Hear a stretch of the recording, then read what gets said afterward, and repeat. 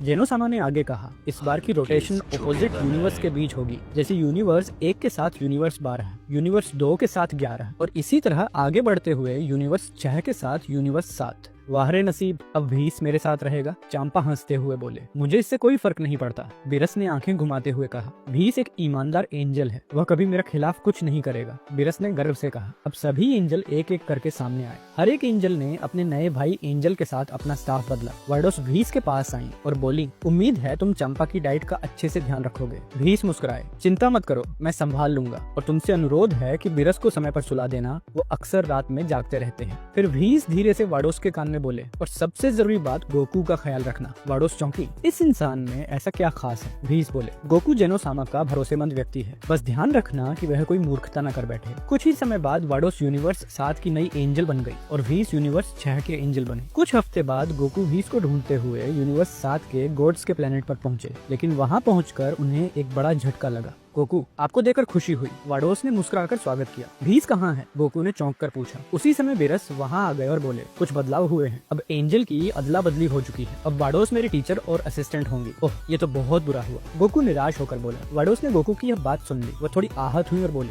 आपके चेहरे पर निराशा क्यों है? क्या मेरी मौजूदगी आपको पसंद नहीं आई? नहीं, ऐसी बात नहीं है वार्डोस। गोकू झेंपते हुए बोला, बस भीस मुझे ट्रेन कर रहे थे। क्या आप चाहते हैं कि मैं आपको ट्रेन करूं? वार्डोस ने सीरियस होकर पूछा। गोकू की आंखें चमक उठी। क्या मैं सच में ट्रेनिंग ले सकता हूँ? वार्डोस ने बिरस की ओर देखा और पूछा, गोकू को ट्रेन करना है? आपकी क्या परमिशन है? बिरस ने आंखें मूंदते हुए कहा, अगर वो अपनी मर्जी से ट्रेनिंग चाहता है तो मुझे कोई ऑब्जेक्शन नहीं, बस मेरी नींद में खलल न पड़े। बिरस बोले और जम्हाई लेते हुए आराम से लेट गए। ठीक है, मुझे तुम्हें ट्रेन करने में कोई आपत्ति नहीं, वार्डोस ने मुस्कुराते हुए कहा। बहुत बढ़िया, चलो शुरू करें। गोकू खुशी से उछला। मैं देखना चाहती हूँ कि तुम्हारी चालें कैसी हैं, वार्डोस बोली। लेकिन गोकू की मासूम सी बात को वार्डोस ने गलत समझ लिया और थोड़ा शर्मिंदा हो गई। उन्हें लगा जैसे गोकू ने कुछ गलत शब्द कह दिया हो। गुस्से में उन्होंने अपने स्टाफ से एक झटका दिया जो गोकू के चेहरे पर पड़ा और उसे दूर उछालकर फेंक दिया। आप कितने बदतमीज हो, याद रखिए मैं एक महिला हूँ। वार्डोस नाराज हो गए। अरे, मैंने तो कुछ गलत कहा ही नहीं, गोकू दर्द से उठते हुए बोला। बिरस ने हंसते हुए कहा, वैसे वार्डोस, गोकू थोड़ा सीधा साधा है, यही कारण है कि भीस को उसे समझाने में बहुत हार्ड वर्क करनी पड़ती थी। माफ कीजिए गोकू, मुझे लगा आपने कुछ और कहा। वार्डोस शर्मिंदा होकर बोली,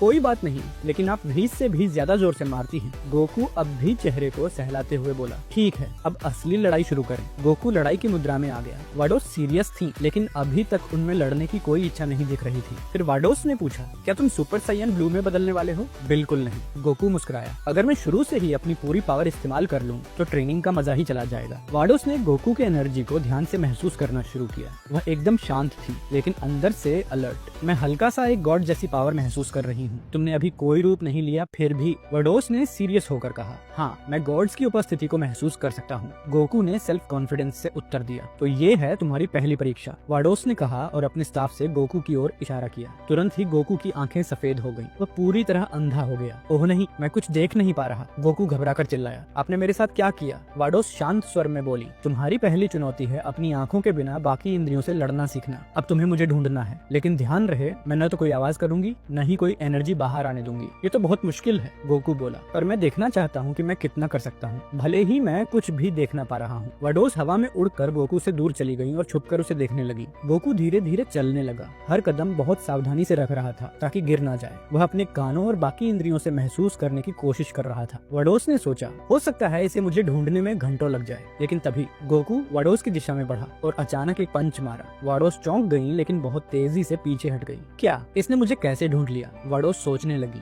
गोकू उसकी नई स्थिति की ओर फिर बढ़ा और दूसरा हमला किया। वार्डोस एक बार फिर बच निकली, लेकिन अब वो सच में चकित थी। ये इतना तेज नहीं है, लेकिन फिर भी मेरी मौजूदगी कैसे महसूस कर लेता है? वार्डोस हैरान थी। मैं तो शांत सांस ले रही हूँ, कोई एनर्जी नहीं निकाल रही, हर हरकत बहुत नरमी से कर रही हूँ, फिर भी यह मुझे महसूस कर पा रहा है। वो सोच में पड़ गई। उसी समय गोकू मुस्कुराया और सेल्फ कॉन्फिडेंस से बोला, कोई फर्क नहीं पड़ता, तुम कितनी कोशिश करो, तुम मुझसे नहीं बच सकोगी। अंधा हूँ पर कमजोर नहीं। वार्डोस ने देखा कि गोकू की नाक हल्के हल्के हिल रही थी। क्या यह मुझे सूंघ कर ढूंढ रहा है? वह चौंक गई। अचानक गोकू की उपस्थिति गायब सी हो गई।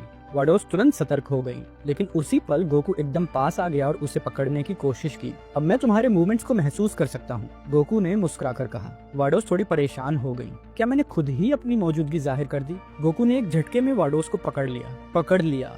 वह खुश होकर बोला, लेकिन फिर गोकू की मुस्कान गायब हो गई। ये क्या वार्डोस? तुम्हारे मसल्स इतने सॉफ्ट क्यों हैं? गोकू मासूमियत से पूछ बैठा। वाडोस शर्मिंदा हो गई। उन्होंने अपने स्टाफ से गोकू की दृष्टि लौटाई और उसी पल गोकू को एहसास हुआ कि वो गलती से वाडोस के सीने को पकड़ रहा था। माफ कीजिए, माफ कीजिए। गोकू घबरा गया और पीछे हट गया। वाडोस गुस्से में लाल हो गई और गोकू को एक झटके में बेहोश कर दिया। ये गोकू सच में एक बेवकूफ है, बिरस हंसते हुए बोला। वाडोस गोकू को गुस्से से देखती है, लेकिन कुछ ही देर में उनका गुस्सा शांत हो जाता है। उसने कहा, मेरे नरम है। वाडोस थोड़ी शर्माते हुए बुदबुदाई। कुछ घंटे बाद वाडोस ने अपने स्टाफ से गोकू को ठीक किया और उसे नींद से जगाया। गोकू उठो, खाना तैयार है, वाडोस ने मुस्कुराकर कहा। गोकू धीरे धीरे उठा। वह थोड़ा घबराया हुआ था। शायद मुझे इस प्लेनेट से निकाल दिया जाएगा। मैंने वाडोस को जिस तरह से छू लिया था वो बहुत गलत था, गोकू सोच रहा था। क्या तुम मुझसे नाराज हो? गोकू ने शांत स्वर में पूछा। वाडोस ने मुस्कुराकर जवाब दिया। नाराज किस बात पर? उसकी आवाज में एक हल्की सी शरारत थी। चलो खाना खाओ, उम्मीद है तुम्हें पसंद आएगा, उसने कहा। गोकू बिरस और वाडोस के साथ डाइनिंग टेबल पर बैठ गया।